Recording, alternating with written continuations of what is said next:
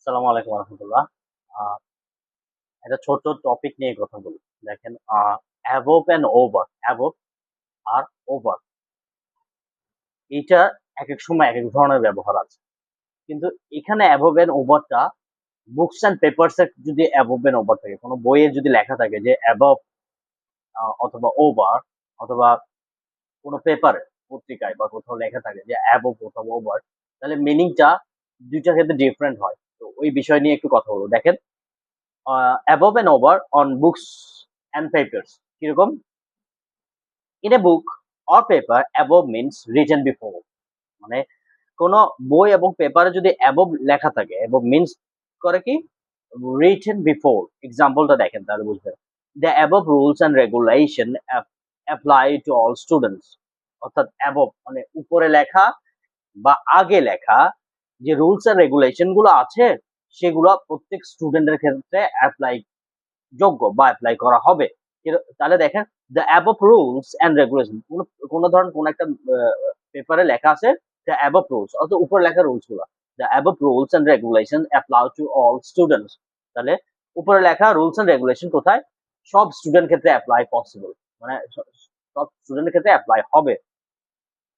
আবার পরেরটাতে দেখেন, for prices and delivery charges, for prices and delivery charges see above. তাহলে উপরে দেখেন কি দেখবেন, ডেলিভারি চার্জ কত, প্রাইস কত, সেটা দেখবেন কত উপরে। তো so for prices and delivery charges see above, prices and delivery charges see above. তাহলে প্রাইস আর ডেলিভারি চার্জের জন্য আপনি উপরে দেখেন। এরপরে দেখেন ওভার এক্সাম্পল, অ্যাবভ এক্সাম্পল গেছে, ওভার এক্সাম্পল কি হবে? See over means look on the next page. এখন যদি বলে সি ওভার, ওভার মানে দেখেন অ্যাবভ ওভার দিয়ে কিন্তু উপরে বুঝায় most of the time. Above, up above the world so high, মানে পৃথিবীর উপরে, আপ অ্যাবভ দ্য মানে পৃথিবীর অনেক উপরে, up above the world so high like a diamond in the sky.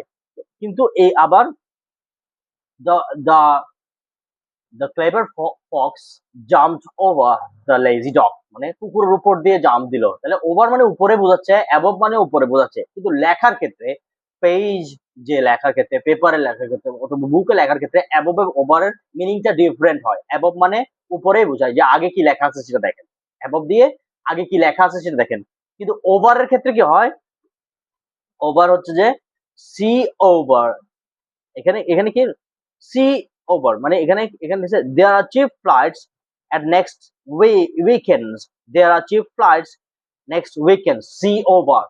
তাহলে কিছু সস্তা ফ্লাইট আছে সামনের উইকেন্ডসে, উইকেন্ডস মানে বন্ধের দিনে, হ্যাঁ, সি ওভার। এইখানে ওভার দিয়ে কি বলছে? নেক্সট পেজে।